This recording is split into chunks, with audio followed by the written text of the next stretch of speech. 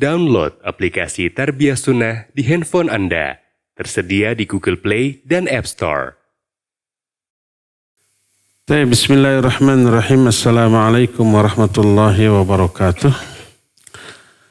Alhamdulillahilladzi arsala rasulahu bil huda wa dinil haqq liyudhhirahu 'alad dini kullihi walau karihal musyrikun wa asyhadu an la ilaha illallah wahdahu la syarikalah iqraran bihi wa tauhidan wa asyhadu anna Muhammadan abduhu wa rasuluh sallallahu alaihi wa ala alihi wa ashabihi wa sallama tasliman mazida wa ba'd.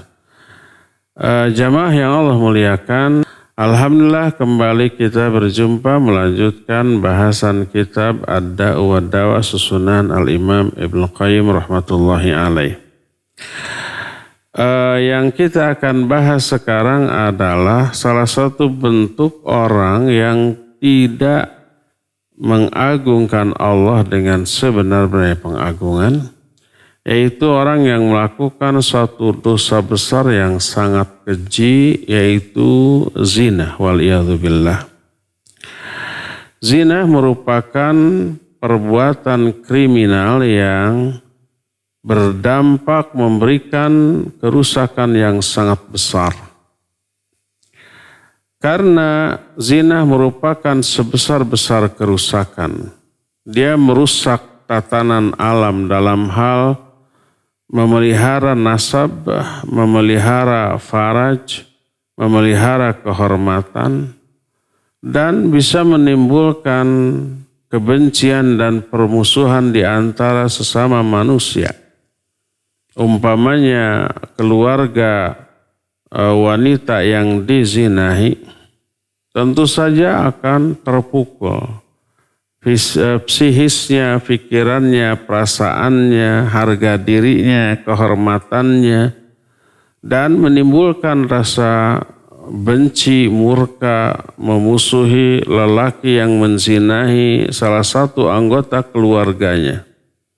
Lahir permusuhan, lahir juga kebencian, juga merusak masing-masing pihak beserta keluarganya masing-masing. Terusaklah anaknya, putra-putrinya, saudaranya, orang tuanya, kerabat-kerabatnya, dan ini mengandung kehancuran tatanan sosial. Maka tak heran apabila zina ini merupakan dosa yang kadar besarnya sedikit di bawah membunuh. Membunuh lebih besar dosanya daripada berzina. Tapi tidak berarti kecil, awas, besar. Walaupun lebih besar dosa membunuh. Oleh karena itu baik Allah dalam Al-Quran ataupun Nabi SAW dalam hadisnya yang sahih seringkali mengurutkan, menyandingkan penyebutan dosa membunuh diikuti oleh dosa berzina. Berkata Imam Ahmad rahimahullahu ta'ala, kata beliau, la a'lamu ba'da qatlin nafsi syai'an a'zama minaz zina. Aku tidak mengetahui ada dosa yang dosa setelah membunuh yang lebih besar daripada dosa berzina. Jadi dosa dengan kadar yang lebih besar setelah dosa membunuh adalah dosa karena berzina. Diterangkan oleh Allah dalam beberapa ayat, di antaranya surah Al-Furqan mulai 68 sampai ayat 70 tentang ibadur rahman. Salah satu di antara sifat ibadur rahman diterangkan, walladzina la yad'una ma'allahi ilahan akhar wa la yaqtuluna an-nafsa allati harramallahu illa bil haqq wa la yaznun wa man yaf'al dzalika yalqa athama yudha'af lahul adzabu yaumal qiyamah wa yakhlud fihi muhana illa man tab. Kata Allah, Ibadur Rahman adalah orang-orang yang tidak menyeru sesembahan lain selain Allah. Tidak berdoa kepada selain Allah. Tidak beribadah kepada selain Allah. Tidak menyembah kepada selain Allah. Dan tidak membunuh jiwa yang Allah haramkan kecuali dengan alasan yang benar.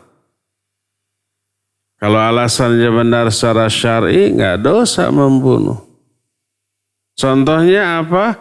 Ya contohnya umpamanya merajam. Ada orang berzina yang sudah pernah nikah dirajam sampai mati.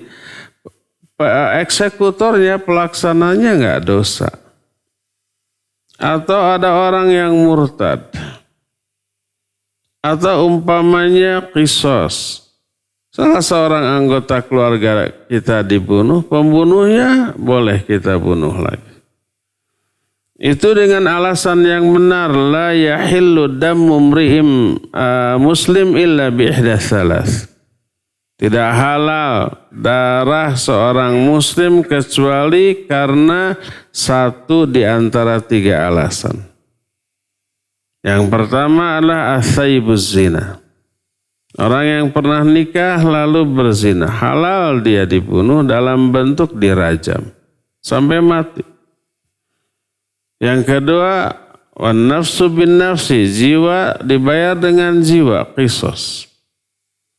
Dan yang ketiga, at-tariku lid-dini al-mufariqul jamaah. Orang yang meninggalkan agama yang murtad. Orang yang berpisah dari jamaah maknanya murtad. Nah, tiga ini halal. Tapi melalui mekanisme. Melalui prosedur. Disidang dulu. Yang berzina tidak langsung begitu ketahuan langsung dirajam. Nggak boleh. Sidang, hakim nanti yang menentukan. Demikian juga qisas. Demikian juga orang yang murtad.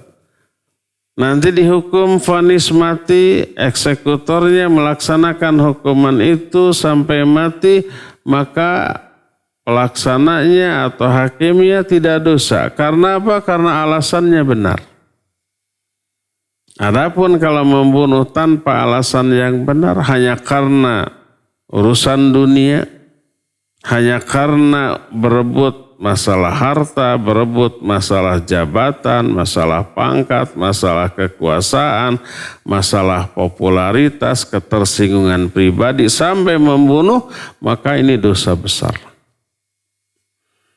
Jadi ibadur rahman pertama yang tidak menyeru kepada selain Allah. Kedua, wala yaqtuluna an-nafsa allati harramallahu illa bil haqq, tidak membunuh jiwa yang Allah haramkan untuk dibunuh kecuali dengan alasan yang benar. Wala yaznun, ketiga tidak berzina. Tiga tuh. Diterangkan urutan dosa besar, pertama syirik, kedua membunuh, ketiga berzina. Lalu kata Allah, wa may yaf'al dzalika yalqa athama. Siapa yang melakukan hal tersebut, termasuk yang terakhir adalah berzina, dia memikul dosa besar. Yudha'af lahul azab yaumal qiyamah. Yudha'af lahul azab, akan dilipat gandakan bagi dia azab pada hari kiamat. Wa yakhlud fihi muhana, dia kekal di dalamnya dalam keadaan terhina. Illa man taba, kecuali orang-orang yang taubat dari hal itu. Berkata Imam Ibn Qayyim rahimahullah setelah mengutip ayat ini.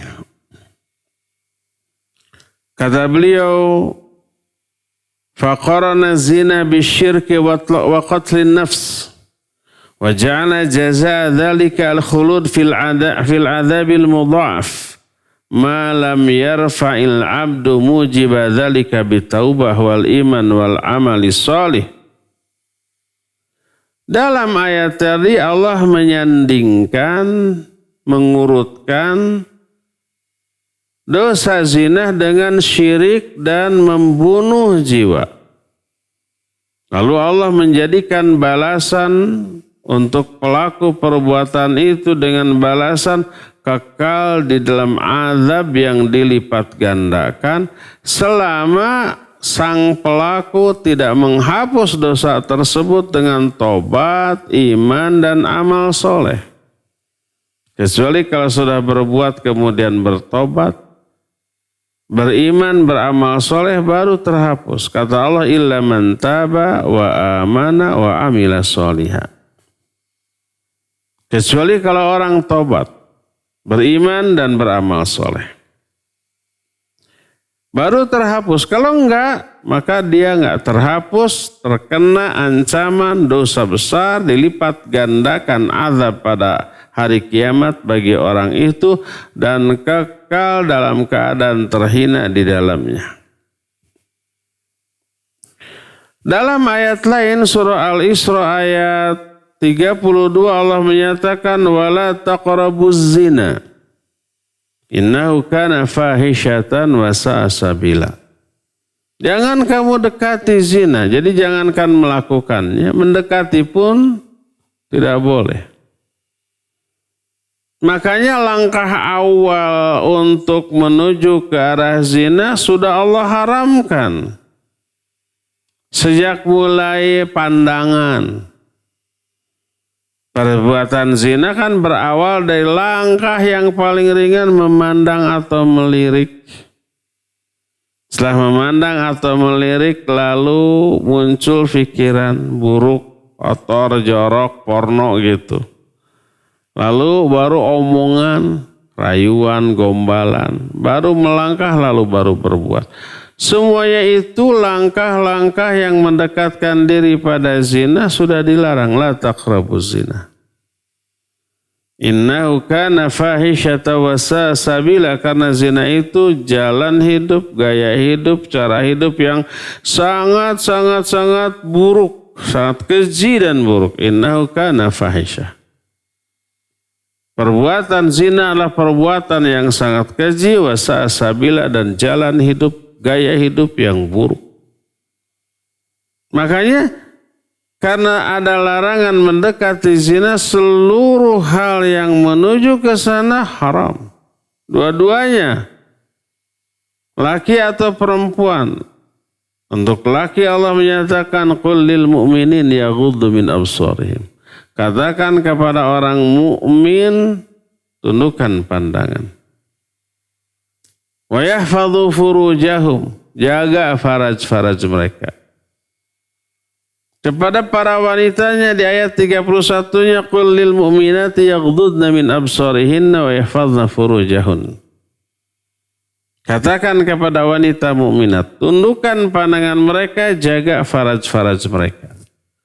Sudah dilarang karena itu apa? Upaya mendekati berzina. Wala taqrabuz zina innahu kana fahisyatan wa sa'a sabila. Di dalam ayat ini berkata Imam Ibnu Qayyim setelah dikutip fa akhbara an fuhshihi fi nafsihi wa huwa al-qabihu alladhi qad tanaha qabhuhu hatta istaqarra fuhshuhu fil uqul hatta inda katsiri minal hayawan. Dalam ayat ini Allah mengabarkan tentang kekejian zina itu sendiri. Keburukannya merupakan puncak keburukan sampai keburukannya terfahami, terakui oleh semua akal manusia bahkan juga hewan. Hewan menganggap perzinahan perbuatan yang buruk. Sehingga dalam kitab Sahih Bukhari sebuah hadis riwayat dari Amr bin Maimun, dia berkata, Ra'aitu fil jahiliyah qirdan, zana biqirdah, fajtama al-qurud alaihima, farajamuhuma hatta mata. Aku melihat ketika di zaman jahiliyah sebelum dia masuk Islam, aku melihat ada seekor kera monyet yang lelaki, apa monyet lelaki itu namanya, jantan, berzina dengan seekor monyet perempuan. Ketahuan oleh monyet-monyet lain. Maka berkumpullah para monyet mengelilingi kedua monyet yang berzina itu. Lalu mereka merajam kedua monyet yang berzina itu sampai kedua-duanya mati. Monyet saja sudah menganggap itu super buruk loh. Padahal mereka tidak berakal. Cuma punya insting, punya naluri. Sudah menganggapnya buruk. Apalagi orang berakal. Gaya hidup yang diwarnai oleh perzinahan seperti yang diterapkan oleh negara-negara kafir, asal suka sama suka, gapruk kayak binatang gitu. Itulah gaya hidup yang sangat keji dan jalan hidup yang seburuk-buruknya. Lalu Allah Azza wa Jalla mengabarkan pula salah satu di antara keburukan perzinahan adalah bahwa itu gaya hidup yang buruk. Selain keji, juga gaya hidup yang buruk. Jalan hidup yang sangat jelek. Innahu kana fahishatan wa sa'a sabila. Perzinahan itu sebuah fahisyah, keji, dan jalan hidup yang sangat buruk. Kenapa? Karena itu jalan hidup, cara hidup yang membinasakan, yang menghinakan, yang membuat orang itu rendah di dunia, dan jalan hidup yang menuju kepada azab dan kehinaan yang abadi di akhirat nanti. Atau jangankan berzina, menikahi mantan istri ayahnya sendiri ini sudah terlarang. Kalau umpamanya ayah kita memiliki beberapa istri selain ibu kita, mereka menjadi ibu tiri bagi kita kan. Lalu ayah kita meninggal atau dicerai, kita nggak boleh menikahi mantan ibu tiri kita. Haram, tidak boleh. Padahal dinikahi loh. Apalagi kalau wanita lain yang tidak dinikahi, hanya dizinahi. Maka lebih kuat lagi keharaman berzina dengan siapapun. Jangankan berzina walaupun dinikahi, tapi wanita yang dinikahi adalah mantan ibu tiri kita, itu sudah merupakan jalan hidup yang sangat buruk. Allah berfirman dalam Al-Quran surah An-Nisa ayat 22, innahu kana fahishatan wa maqtan wa sa'a sabila. Sesungguhnya perbuatan itu merupakan perbuatan keji, layak dimurkai, dan jalan hidup yang sangat buruk. Kalau berzina merupakan perbuatan keji, jalan hidup yang buruk, dan pelakunya terancam binasa, diazab oleh Allah Azza wa Jalla.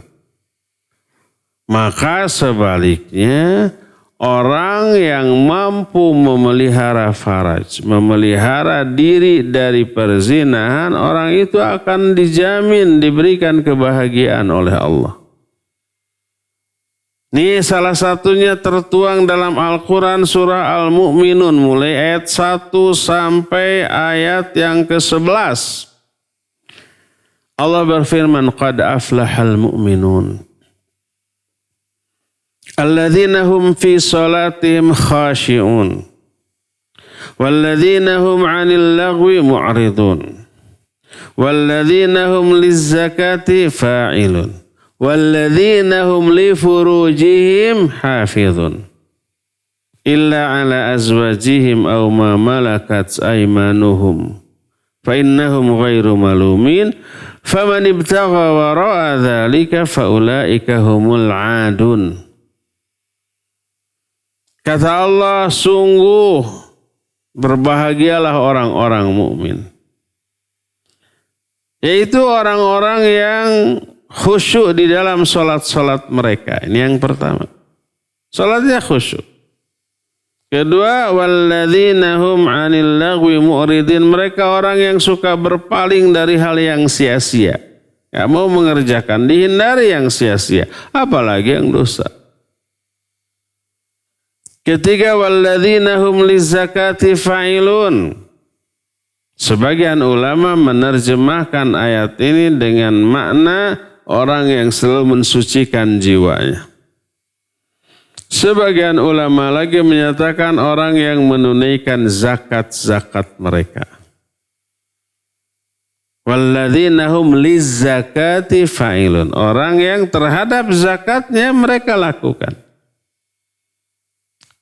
Sebagian ulama menyatakan zakat di sini tazkiyatun nafas. Kenapa? Karena ayat ini adalah ayat Makkiyah. Surah Al-Mu'minun surah Makkiyah. Makkiyah itu yang turun di Mekah. Dan ketika di Mekah belum turun kewajiban zakat. Sholat aja belum.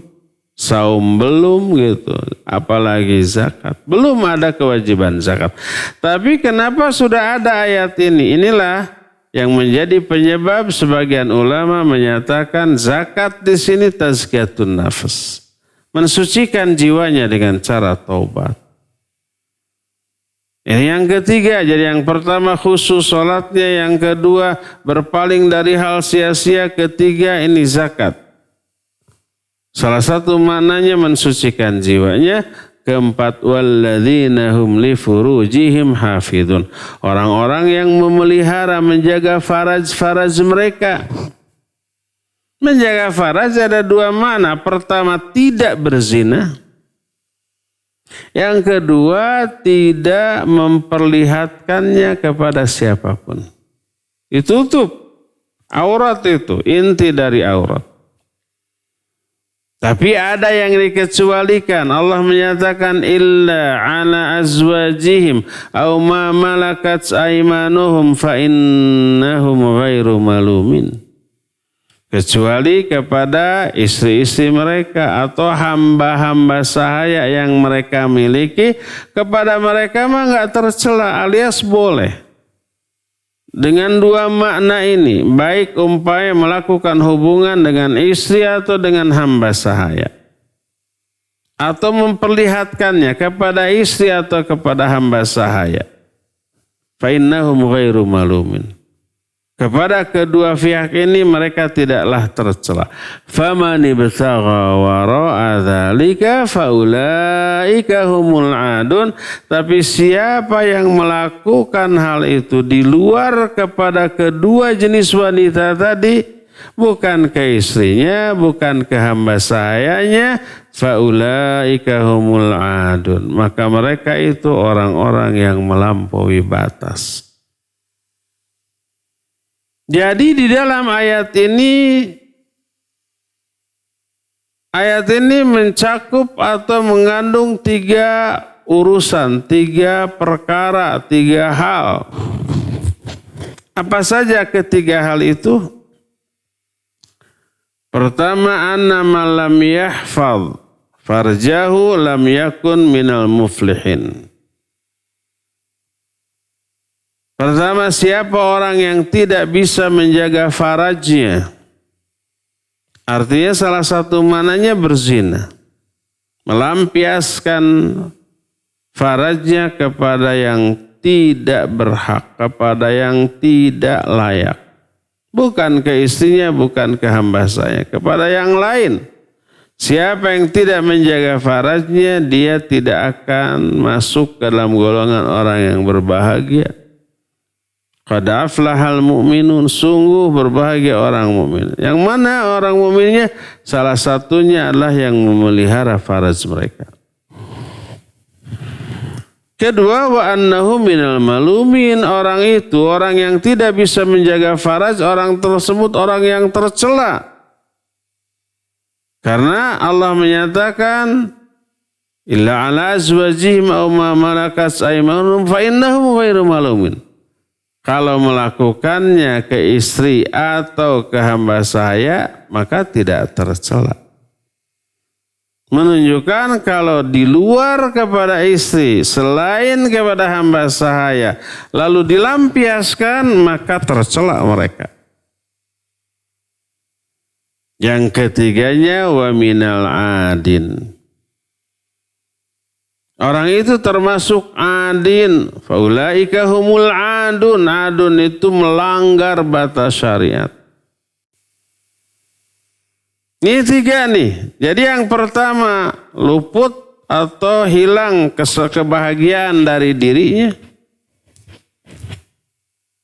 Yang kedua, dia melewati batas. Yang ketiga, dia terjerumus ke dalam ketercelaan.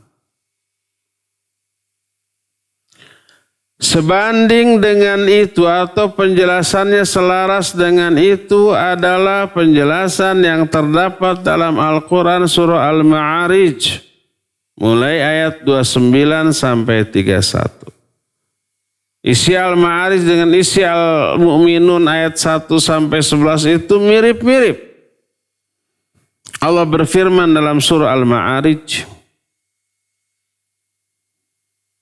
bahwa innal insana khuliqa halu'a idza massahu syarru jazua wa idza massahu khairu manu'a illal musallin alladzina hum ala salatihim daimun.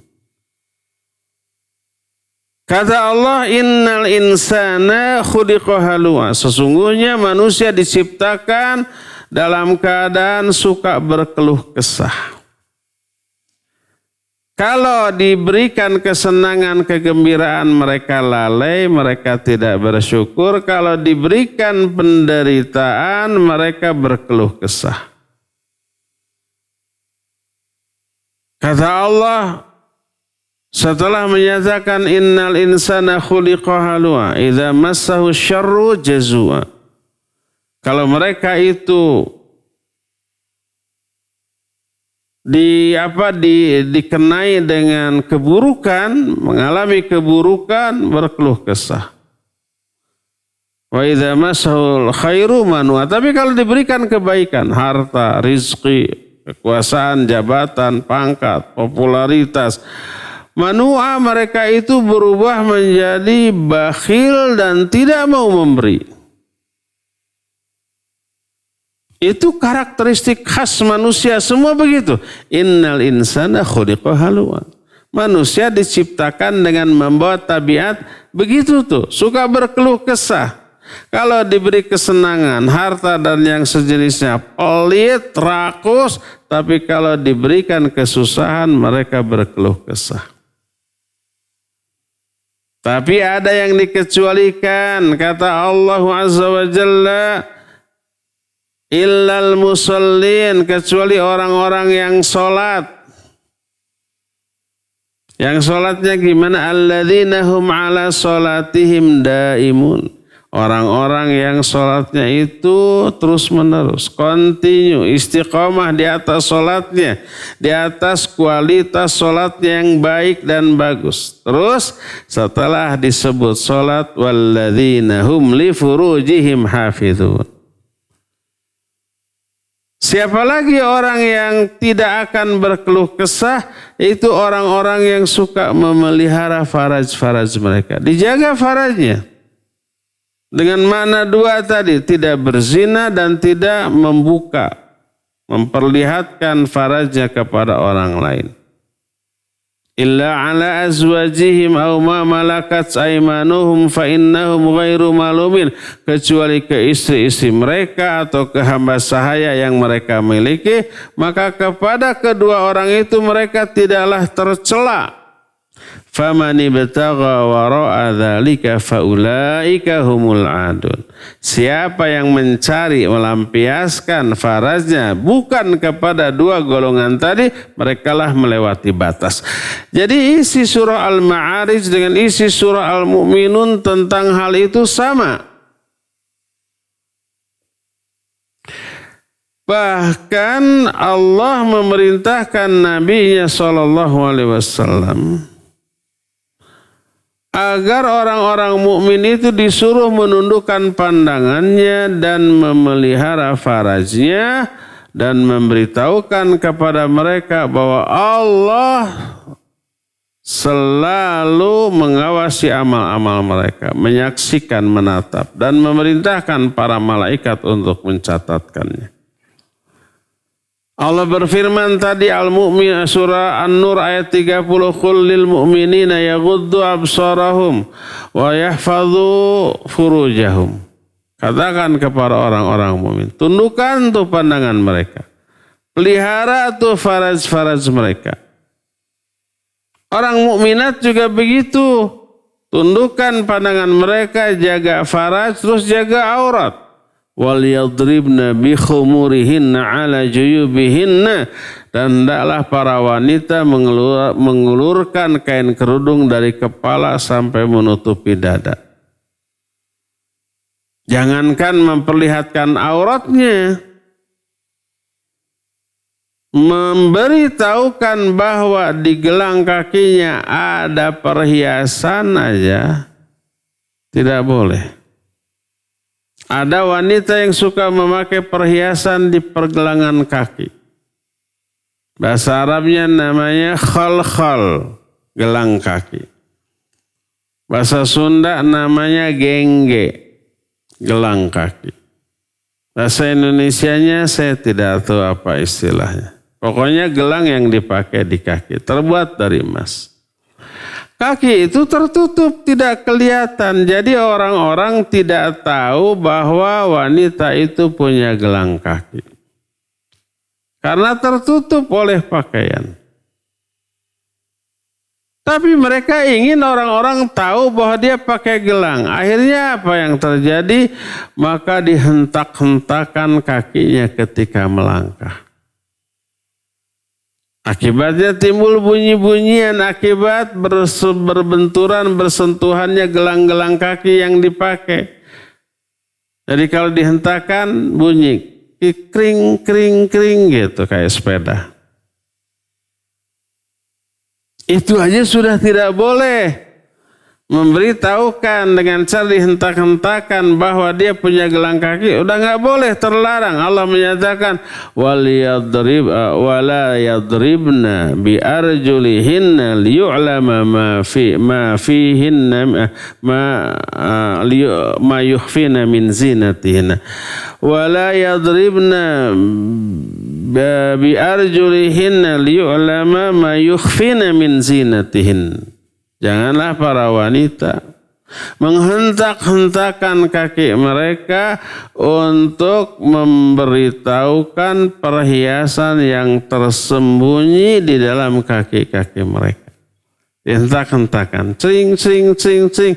Jadi aja orang-orang tahu, oh pakai gelang kaki. Kakinya nggak kelihatan karena tertutup. Agar diketahui ada perhiasan, dihentak-hentakan. Itu aja nggak boleh. Terdapat dalam surah An-Nur ayat 31 di kalimat yang terakhir.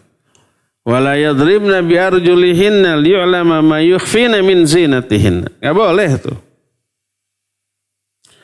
Jadi itu aja enggak boleh. Apalagi memperlihatkan tempat gelang kaki tersebut. Memperlihatkan kakinya enggak boleh. Makanya ketika Nabi SAW bersabda, man jarra thawbahu khuyala'a lam yandurillahu ilaihi yaumal qiyamah wa la yanduru ilaihim wa la yuzakkihim wa lahum adzabun alim.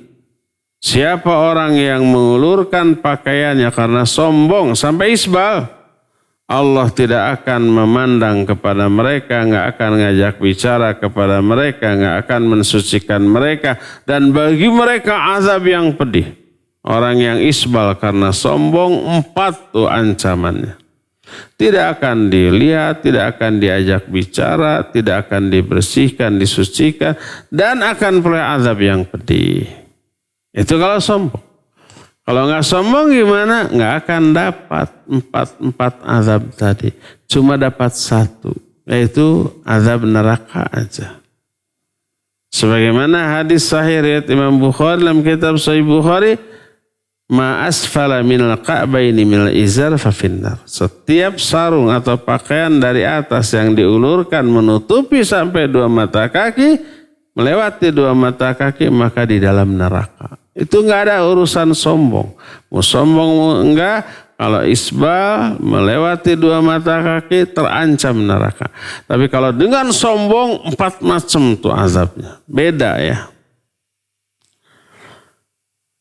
Nah, jadi Allah tahu. Dan terkena azab orang seperti itu. Oleh karena itulah maka wajib untuk diapakan? Dihindarkan. Termasuk lirikan mata yang orang tidak tahu karena sepintas Allah tahu, dan apa yang terbersit dalam hati setelah melirik dengan mata, apalagi menatap dengan mata. Lelaki yang melihat paras ayu wanita cantik yang tidak menutup wajahnya, begitu melihat tertarik. Apa yang terjadi? Yang terjadi muncul pikiran macam-macam dalam hatinya. Perasaan yang menggelora di dalam hatinya. Orang nggak tahu, tapi Allah tahu. Allah berfirman di dalam Al-Quran surah Ghafir ayat 19. Ya'lamu kha'inatal a'yun wa ma tukhfis sudur. Allah maha mengetahui pengkhianatan mata dan apa yang bergejolak di dalam jiwa setelah melihat dengan mata. Mata ini kan jendelanya hati itu, pintunya hati. Apa yang terlihat oleh mata masuk ke dalam hati. Makanya yang disuruh bukan jaga hati, tapi jaga mata. Kalau mata bisa dijaga dengan cara dimeremkan atau dialihkan pandangannya ke arah yang lain. Kalau hati nggak bisa dijaga. Kalau sudah masuk informasi salah satunya melalui mata, masuk ke hati, nggak bisa hati dijaga. Sudah informasi yang masuk melalui mata, kalau sudah masuk dalam hati, dia berkeliaran secara liar di dalam dada, dalam hati. Dan Allah tahu. Allah berfirman, ya'lamu kha'inatal a'yun wa ma tukhfis sudur. Allah Maha mengetahui pengkhianatan mata dan apa yang disembunyikan oleh dada. Jadi awal mula perzinahan adalah dari arah mata.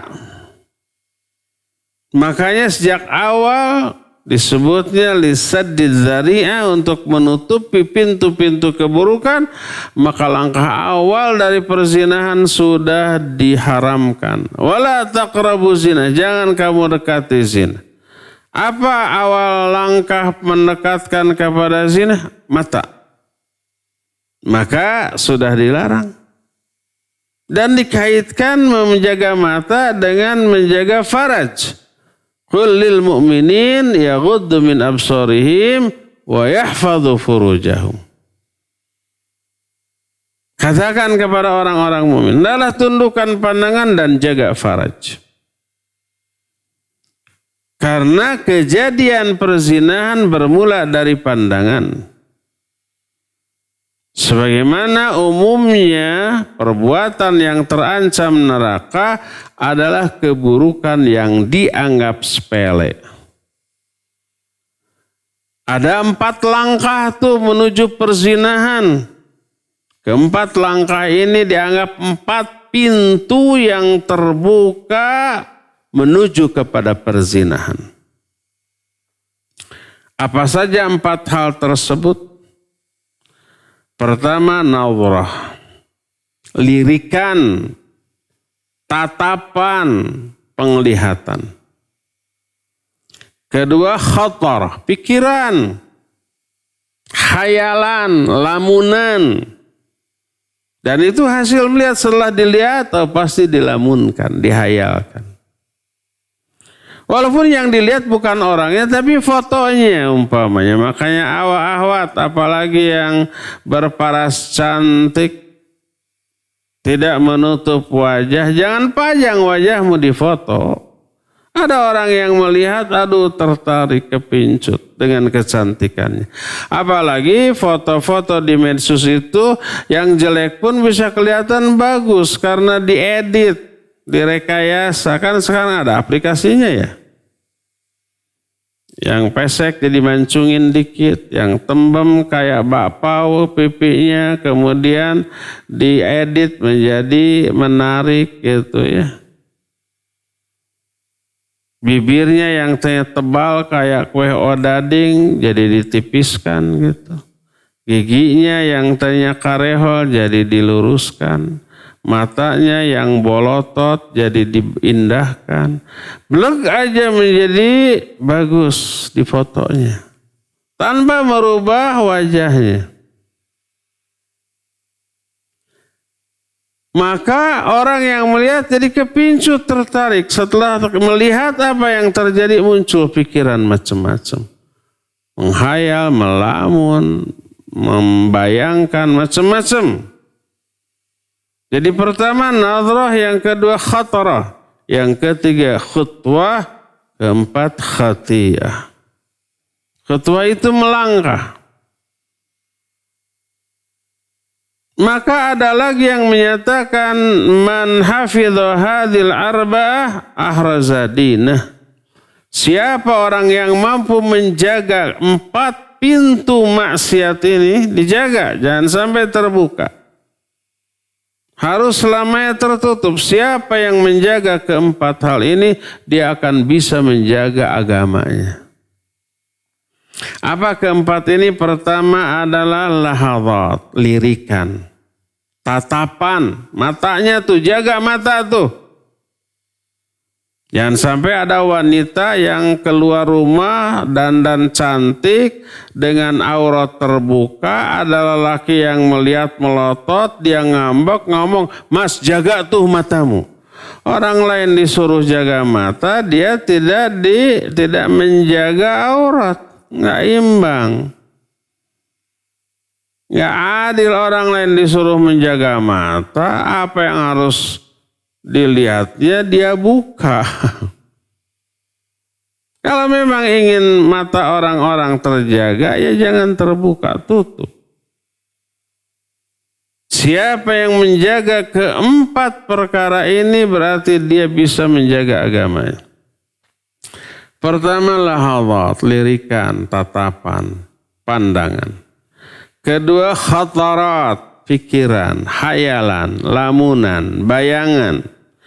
Keempat lafazat, omongan tuh. Omongannya porno, omongannya kotor, jorok, omongannya mesum, rayuan, godaan, yang sejenisnya. Dan yang keempatnya khutwat, langkah. Sekarang ini rayuan tidak hanya berupa ucapan, tapi bisa berupa tulisan. Apalagi ada japri, ya, ada jalur pribadi, ada orang lain nggak tahu, cuma dia dan yang bersangkutan yang tahu. Dipuji setinggi langit. Perempuan dapat pujian, melambung tuh, serasa terbang, fly, walaupun teboga jangjang. Tersanjung dia. Kalau sudah tersanjung, sudah pasrah dia. Maka hendaklah setiap hamba mengadakan penjaga di 4 pintu yang berbahaya ini dan selalu meronda secara ketat agar keempat pintu tersebut tidak dimasuki. Pintu pertama, pintu mata, jaga mata nih. Jangan sampai melihat, memandang, melirik hal-hal yang memberi informasi yang buruk kepada hati. Yang membuat hati nanti akan menghayal dengan hayalan yang buruk. Jaga mata yang pertama, yang kedua juga jaga pikiran, jangan mengumbar pikiran ke arah yang kotor-kotor, yang mesum-mesum, yang porno-porno, yang buruk-buruk. Ketiga, jaga omongan, lafaz, jangan meluncur dari mulut kita kata-kata rayuan, gombalan yang membuat para wanita menjadi fly karenanya, tersanjung.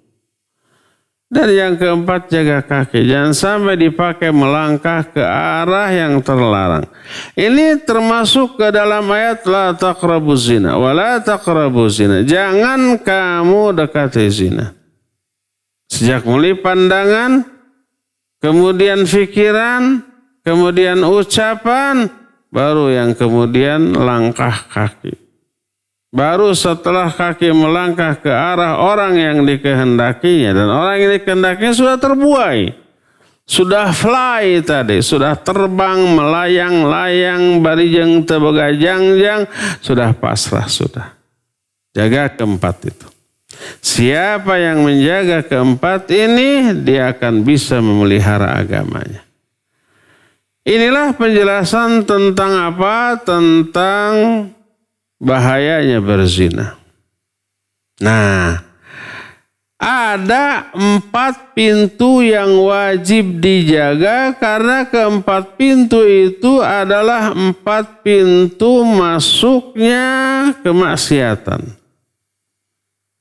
Jaga apa saja keempat pintu itu insya Allah kita akan jelaskan di pertemuan yang akan datang. Untuk sekarang cukup sampai di sini saja, dan kita masih punya sisa waktu untuk bertanya jawab, dan kepada Cepi Surepi dipersilakan untuk memandu tanya jawab dengan pendengar dan pemirsa. Wassallallahu ala nabiyina Muhammadin wa ala alihi wasallam. Mangga. Baik, syukran Ustaz atas pemaparan materi yang telah disampaikan. Dan ikhwati wa nazanillahu wa yakum, para pendengar dan pemirsa dimanapun antum berada, kami berikan kesempatan kepada antum yang akan bertanya, bisa bertanya langsung kepada Ustaz melalui line telepon di nomor 02286862637. Sekali lagi, bagi antum yang akan bertanya langsung kepada Ustaz, silakan bisa memakai line telepon di nomor 02286862637, ataupun bisa mengirimkan pertanyaannya melalui pesan singkat. Kirimkan pertanyaannya melalui 0811-227-1476. Baik, pertanyaan pertama Ustadz. Bismillah Ustadz, bagaimana menghindari zina mata di zaman sekarang? Dengan mudahnya media sosial dan bermudah-mudahan video call sama lain jenis. Syukran Ustadz, barakallahu fiik. Silakan. Iya, wafika barakallah. Ya, hindarkan semua itu. Tetap tundukkan pandangan. Jangan diumbar semaunya. Baik dalam kehidupan nyata ataupun ketika berselancar di dunia maya. Gak terlarang bagi kita membuka internet, membuka YouTube, membuka Facebook, membuka media sosial lain. Cuma pilih konten yang kita akan lihat, yang akan kita baca. Kalau di sana ada gambar, apalagi video perempuan atau lawan jenis, ya diabaikan, dilewat. Kalau umpamanya mau buka YouTube, bukalah umpamanya ceramah-ceramah, murotal yang bermanfaat, kajian-kajian yang bermanfaat. Demikian juga Facebook, demikian juga Instagram, demikian yang lain-lain. Jadi pertama, baik laki atau perempuan jangan pajang foto di media sosial, apalagi video. Apalagi perempuan tuh dengan alasan kontak saya mah semuanya perempuan, nggak ada laki-lakinya, makanya saya berani pajang foto dan pajang video saya. Karena yang melihatnya adalah teman-teman perempuan semua yang ada di kontak. Iya, apakah teman perempuan itu dijamin tidak akan memperlihatkan media sosialnya, gadgetnya kepada orang lain? Apakah tidak yakin nggak bahwa dia tidak akan meng-share video foto kita kepada yang lain? Nggak ada jaminan itu. Tetap jangan, karena pajangan foto kita di media sosial menjadi penyebab lahirnya dosa jariyah. Oleh orang lain foto kita ini di-repost, di-save dulu. Kalau sudah di-save walaupun oleh kita dihapus di akun kita, tetap foto kita ada di akun orang lain. Sudah di-save di akun mereka. Terus di-share, ditonton, dilihat oleh orang banyak. Aduh, ini cantik sekali. Padahal hasil rekayasa. Aslinya nggak secantik fotonya. Tapi tetap mereka tertarik. Akhirnya sering dilihat, ditatap, diusap, dihayalkan, dibayangkan, dilamunkan, dan seterusnya. Dosa mereka. Bagaimana akhwat yang majang foto yang pertama kali? Termasuk penyebab utama. Mereka menanggung dosa orang-orang yang berdosa karena melihat foto itu. Jariyah. Bersabda Rasul sallallahu alaihi wasallam dalam hadis sahih riwayat Imam Muslim, "Man sanna fil Islam sunnatan sayyi'atan fa alaihi wizruha wa wizru man amila biha." Siapa orang yang menunjukkan satu jalan keburukan menjadi penyebab orang lain berbuat buruk, dia memikul dosa ditambah dengan dosa orang-orang yang mengikuti keburukannya tersebut. Kita pajang foto, 10 orang melihat, menghayal, mereka berdosa, yang majangnya ikut berdosa. 10 orang itu nge-share lagi foto ini ke 10 orang lagi masing-masing. Ada 100 orang ikut berdosa. Dosanya juga mengalir ke uploader pertama dari foto itu. Terus begitu. Jariyah tuh. Ya. Jadi boleh kita membuka internet, tapi pilih-pilih konten yang kita lihat. Kalau ada foto perempuan lawan jenis, apalagi videonya, dilewat. Jangan ditampakkan, ya. Pilih konten yang bermanfaat, yang bisa membersihkan kekotoran hati kita. Itulah yang harus kita lakukan. Allahu a'lam. Silakan lagi. Syukran Ustadz atas jawabannya. Pertanyaan selanjutnya dari Putra di Bandung. Beliau bertanya, yang pertama, hukuman rajam buat orang yang sudah pernah nikah itu dicambuk dulu 100 kali baru dirajam atau langsung dirajam tanpa dicambuk, Ustadz? Dan yang kedua, apa hukuman yang tepat dalam Islam yang hendaknya ditegakkan oleh ulil amri terkait kasus pemerkosaan? Apakah dibunuh, dikebiri, atau bagaimana, Ustadz? Syukran, jazakumullahu khairan. Silakan. Ya, afan wa jazakillahu khairan. Ya, pertama untuk para pezina yang pernah menikah langsung dirajam, tidak dicambuk. Kalau dicambuk bagi bujang dan lajang. Allah berfirman, "Wazaniyatu wazani fajlidu kulla wahidin minhuma mi'ata jaldah." Pezina wanita dan pezina laki-laki, cambuklah masing-masing mereka dengan 100 kali cambukan. Itu untuk siapa? Untuk bujang dan lajang. Disebut az-zaniyatu lebih dulu, perempuan yang berzina. Perempuan disebut lebih dahulu daripada laki-laki. Karena umumnya terjadinya perzinahan karena tantangan pancingan dari perempuan. Kenapa laki-laki itu berminat menzinahi perempuan? Karena tertarik. Kenapa tertarik? Karena melihat. Kenapa bisa dilihat? Karena bisa dilihat, terbuka auratnya, daya tariknya terbuka. Maka disebut wanita pertama kali, wazaniyatu wazani. Adapun kalau sudah menikah, baik masih punya pasangan ataupun sudah janda duda, maka ayatnya bukan itu tapi wasaikhatu wasaikhu. Maksud syekh di sana yang sudah menikah.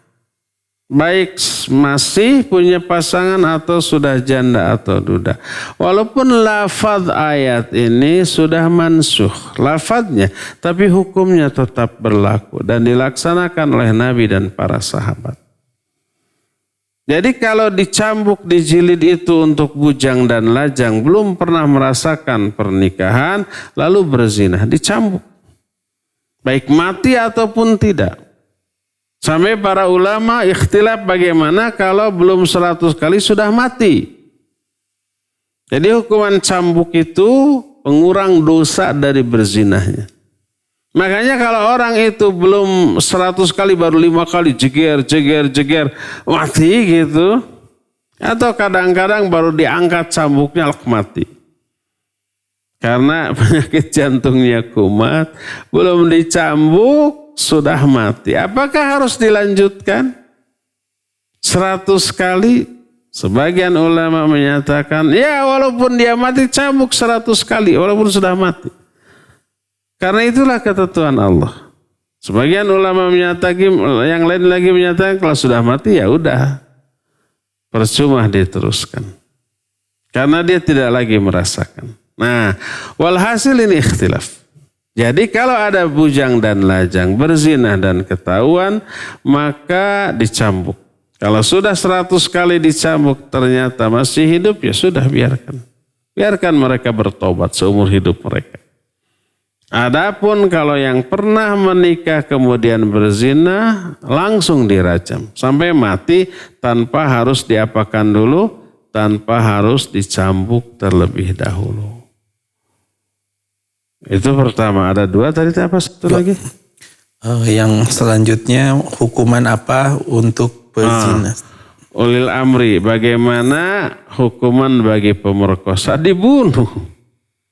Kalau yang berzina suka sama sengaja dibunuh sampai mati. Kalau sudah pernah menikah. Nah ini pemerkosa, dibunuh dia ya dibunuh. Hukumannya lebih berat daripada berzina.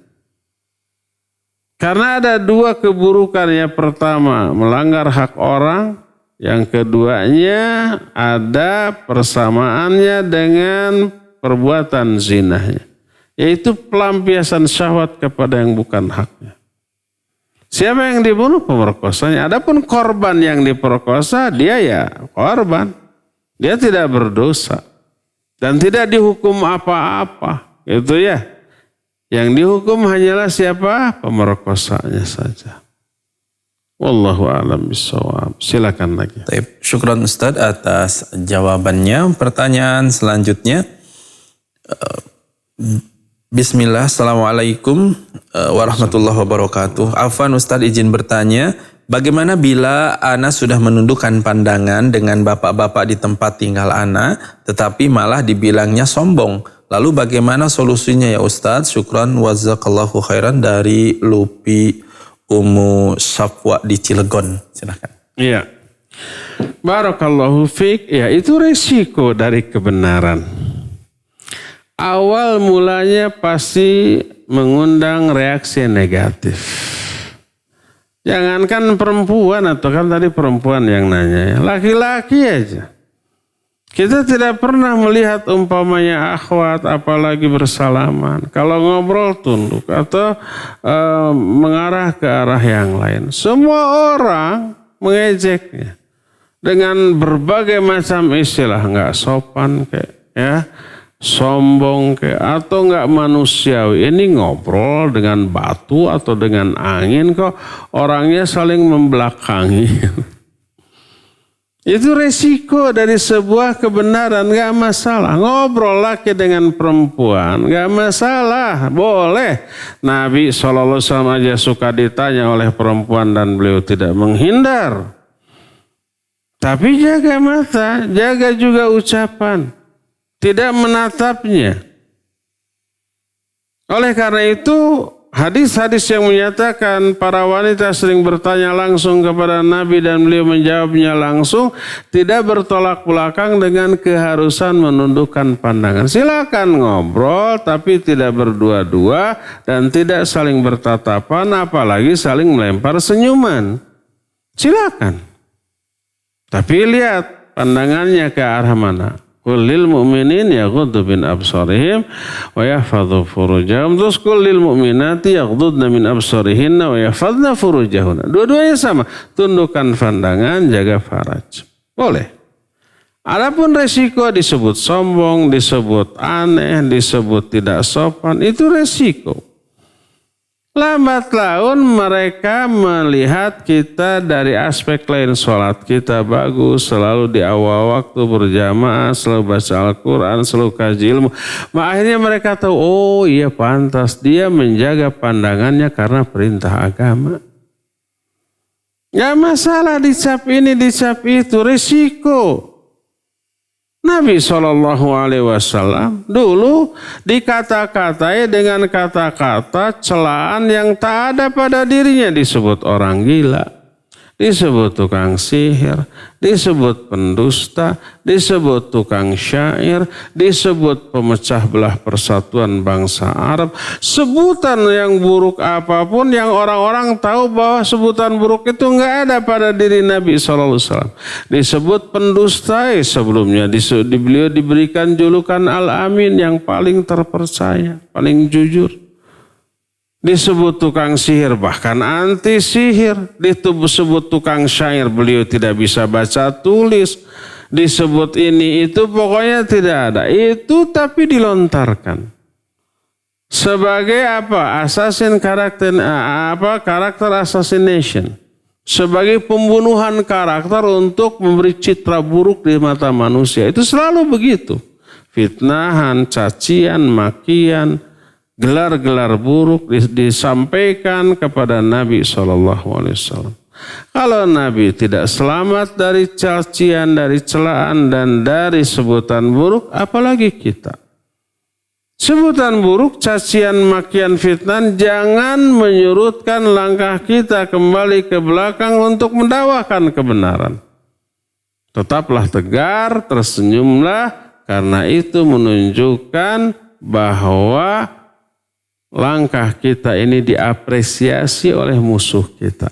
Dalam bentuk apa? Dalam bentuk hinaan dan celaan. Ya. Dan itu sebagai sebuah sunnatullah yang pasti terjadi secara berulang di setiap tempat, di setiap zaman. Tetaplah istiqamah. Wallahu a'lam. Silakan lagi. Syukran Ustaz atas jawabannya. Ikhwati iman azani Allah wa iyyakum, kami kembali mengundang kepada antum semua para pendengar dan pemirsa yang akan bertanya melalui line telepon. Silakan di nomor 02286862637 kita angkat terlebih dahulu. Ya, silakan. Assalamualaikum warahmatullahi wabarakatuh. Waalaikumsalam warahmatullahi wabarakatuh. Pak Mulyono, silakan. Siap. Ustaz, saya mau tanya mengenai 4 langkah tadi. 1, lirikan, lamunan, langkah, terus kemudian mendatangkan. Itu apa sudah termasuk maksiat kalau orang yang berpikir gitu? Sekian, assalamualaikum warahmatullahi wabarakatuh. Waalaikumsalam warahmatullahi wabarakatuh. Ya Pak Mulyono, 4 langkah. Pertama lirikan atau tatapan. Kedua hayalan, lamunan, pikiran. Ketiganya ucapan, rayuan-rayuan gombal. Yang keempat langkah. Apakah itu semuanya maksiat? Iyalah maksiat, durhaka. Karena semua itu dari awal langkah, dari mulai tatapan saja sudah dilarang. Disebutkan nanti kita akan dirinci dengan penjelasan yang lebih detail. Nabi SAW dalam Musnad Ahmad menyatakan, an-nadhrah sahmun masmumun min sihabi iblis.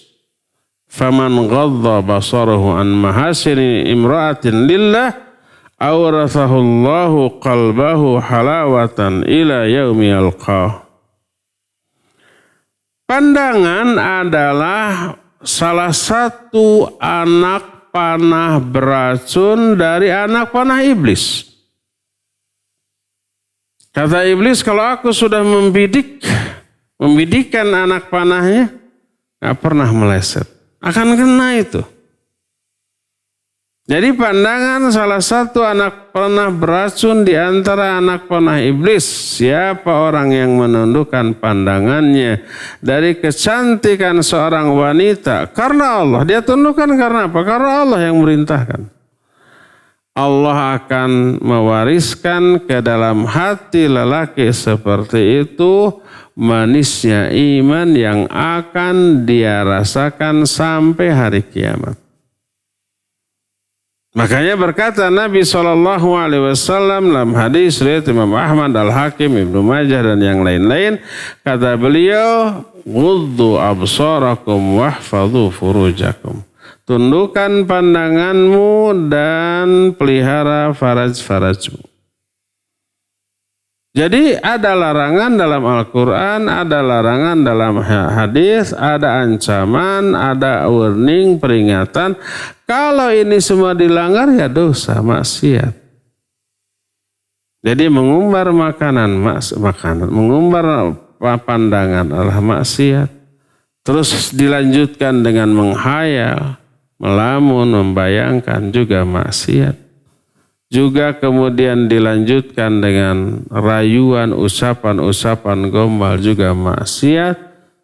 Semakin mendekati kepada poin perzinahan semakin gede kadar maksiatnya. Jadi semuanya itu merupakan kemaksiatan kepada Allah yang wajib dijauhi dan bila sudah kadung terjerumus wajib untuk ditobati. Wallahu a'lam.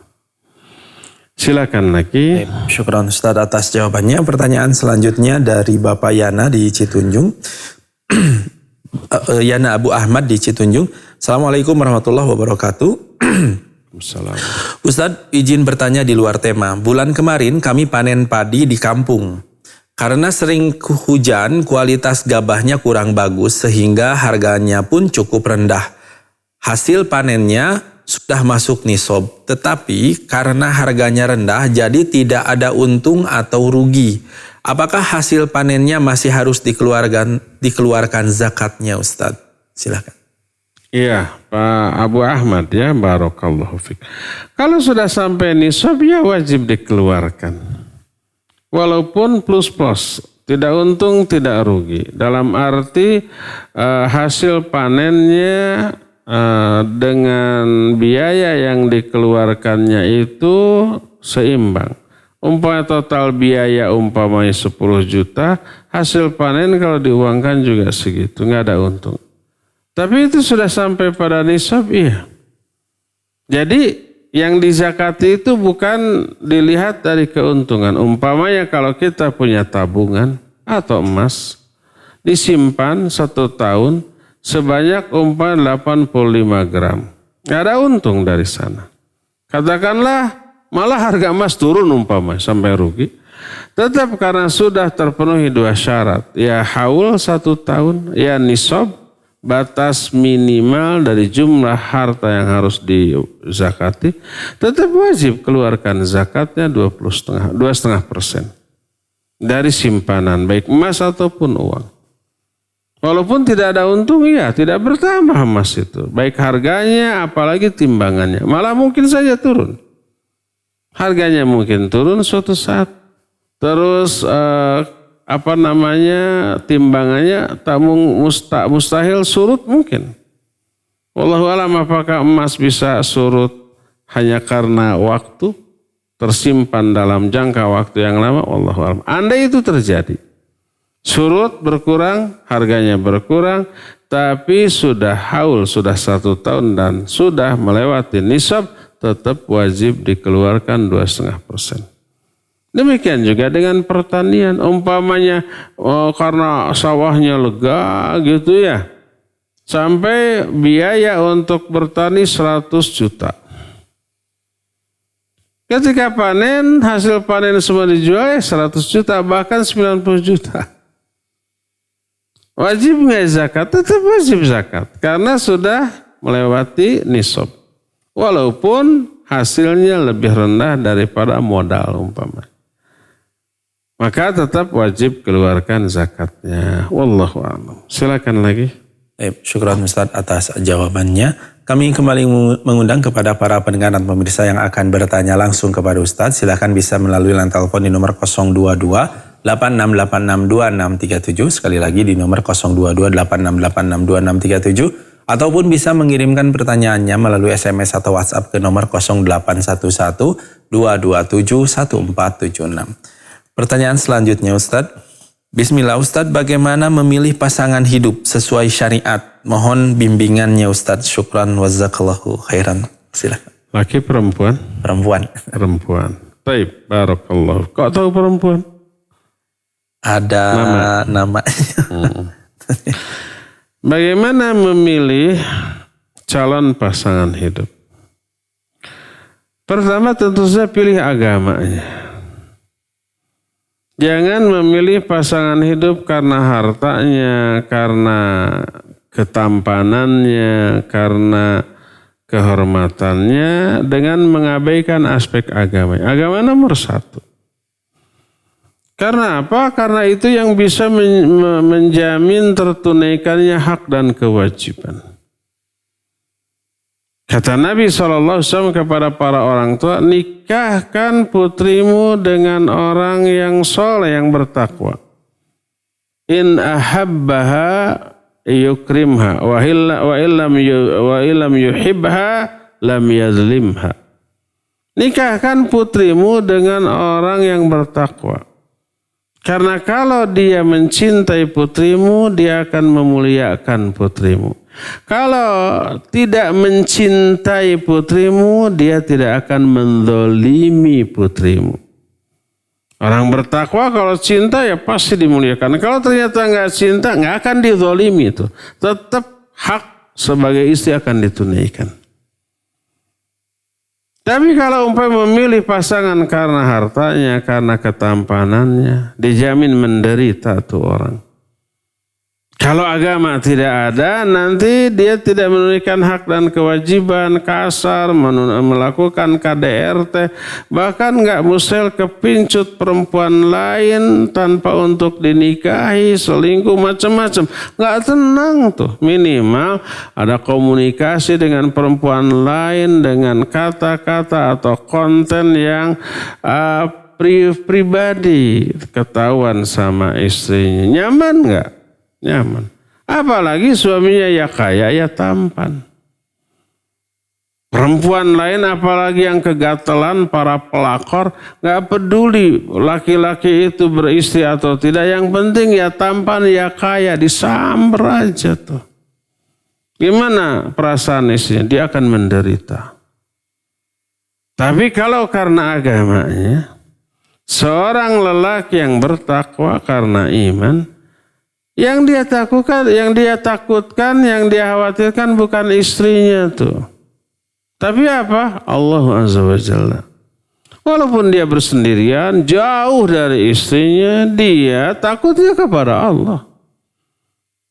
Banyak kesempatan berdosa dan bermaksiat tanpa ketahuan oleh orang, ingat Allah melihat. Dan itu yang dia takuti. Maka dijamin dia akan jaga diri. Karena takutnya kepada Allah. Tapi kalau orang yang tidak berpegang teguh kepada agamanya, takutnya hanya kepada istri, kalau ketahuan, maka dia akan banyak cari kesempatan agar tidak terketahui oleh istrinya. Asal nggak tahu, dia nggak diketahui oleh istrinya, dia pergi ke luar kota dengan alasan tugas, dengan alasan lembur, dengan alasan dinas, dengan alasan macam-macam, istrinya nggak tahu. HP bisa diamankan, bisa di password, bisa dihapus, setelahnya bisa diapa-apakan. Aman, istrinya nggak tahu. Dia merasa aman dari istrinya. Tapi dia tidak sadar Allah melihat, para malaikat mencatat dan kelak akan dibalas, akan diazab. Jadi pilihlah karena agamanya, bukan karena hartanya, jabatannya, kekuasaannya, pangkatnya, ataupun kegantengan. Kegantengan, kekayaan, kekuasaan yang tidak dilandasi agama hanya akan membuat pasangannya sangat menderita karenanya. Ya, jadi perhatikan karena agamanya. Ya syukur kalau agamanya bagus, kaya raya, gantengnya kayak Arjuna, berpangkat, berkuasa, tapi soleh. Wah, kalau ada yang begitu mah tuh berebut orang ya. Saingannya berat. Tapi yang inti kalau tidak memenuhi semuanya, pilihlah karena agamanya. Wallahu a'lam. Silakan yang barusan telepon sudah Baik. bisa masuk. Syukran Ustaz atas jawabannya. Kami mengundang kembali bagi antum semua atau para pendengar ataupun pemirsa yang barusan sudah masuk telepon. Kami persilahkan bisa menghubungi kembali di nomor 022-8686267 untuk bertanya langsung kepada Ustaz. Silakan sekali lagi bisa bertanya langsung melalui line telepon di nomor 022-8686267. Baik, sambil menunggu ya, penelpon yang tadi sudah masuk. Ustadz, bagaimana dengan seseorang yang pernah berzina di masa mudanya dan dia takut ada hukum karma terhadap anaknya? Apa yang harus dilakukan oleh orang tersebut, Ustadz? Silakan. Barakallahu fiik. Pertama saya soroti istilah hukum karma. Ini istilah agama lain. Jangan dipakai. Nggak ada namanya hukum karma dalam ajaran Islam. Yang ada adalah al-jaza min jinsil amal. Balasan akan disesuaikan dengan jenis perbuatan. Hal jazaul ihsan illal ihsan. Tidak ada balasan bagi kebaikan kecuali kebaikan pula. Ya. Walillahi ma fis samawati wa ma fil ardi liyajziyal ladzina asa'u bima amilu wa yajziyal ladzina ahsanu bil husna. Milik Allah lah apa yang ada di langit dan apa yang ada di bumi, agar Allah memberi balasan terhadap keburukan atas perbuatan buruknya. Diberi keburukan dan Allah akan memberikan balasan atas kebaikan dengan kebaikan juga. Itulah nas ayat dan hadis bahwa setiap perbuatan baik yang baik ataupun yang buruk pasti akan dibalas. Tapi jangan diistilahkan hukum karma. Andai seseorang pernah berzina waliyadzubillah di masa lalu, apa yang harus dia lakukan? Wajib tobat. Apakah akan menurun kepada anaknya? Tergantung. Bagaimana caranya agar tidak menurun ke anaknya? Ya, pertama kita wajib bertobat dengan sebenar-benarnya tobat. Berhenti dari perbuatan keji tersebut. Terus menyesal, terus bertekad tidak kembali. Memperbaiki pergaulan, gaya hidup, ya. Jangan menerapkan gaya hidup hedonis, para hedonis. Para hedonis itu orang yang mempertuhankan segala macam kenikmatan. Kenikmatan itulah Tuhan, kata dia. Itu prinsip hedonis. Jadi dia mengejar kenikmatan dan kemewahan dunia. Dan menerapkannya dalam kehidupan, memamerkannya di hadapan orang. Dengan bangga dia memamerkan, memperlihatkan barang-barang mahal yang branded. Bajunya aja ratusan juta. Sepatunya, tasnya juga ratusan juta. Saya nggak kepikiran ada tas kecil perempuan harganya 500 juta tuh, ya. Entah terbuat dari apa, lebih mahal daripada mobil. Tapi mereka menenteng tas itu dengan bangga. Karena apa? Karena mereka hedonis. Memegang prinsip setiap yang nikmat itulah Tuhan. Itu ya yang dicari. Nah, jadi ketika orang umpamanya sudah terjerumus ke dalam perzinahan, wajib tobat, berhenti, menyesal, bertekad tidak kembali, ubah gaya hidup. Ubah orientasi hidup. Ubah pergaulan yang menyebabkan dia dulu pernah terjerumus ke dalam perzinahan karena gaul dengan siapa di lingkungan kayak bagaimana, hindari. Nah, terus ke anak-anaknya, didik anak-anak dengan pendidikan agama. Agar mereka itu memiliki akidah yang kuat, tauhid yang lurus, akhlak yang mulia, takut kepada Allah Azza wa Jalla dalam segala keadaan, sehingga dia menjauhi semua maksiat. Jangankan berzina nanti, natap perempuan aja nggak akan mau. Jangankan umpah bersalaman, berdua-dua di tempat sepi dengan yang bukan mahramnya, dia nggak akan mau. Tanamkan pendidikan agama sedini mungkin, sekuat mungkin kepada anak. Sehingga anak tidak berani berbuat dosa sekecil apapun, apalagi segede zina. Apakah akan menurun? Ya kalau pendidikannya bagus, tidak akan menurun. Ya, asal sekali lagi segera bertobat kepada Allah Azza wa Jalla. Ya, cukup ya sampai di sini saja. Waktunya sudah mencukupi. Nanti insya Allah kita akan lanjut ke pembahasan berikutnya di hari Senin yang akan datang. Subhanakallahu bihamdik asyhadu an la ilaha illa anta astaghfiruka wa atubu ilaik. Walhamdulillah rabbil alamin. Wassalamualaikum warahmatullahi wabarakatuh.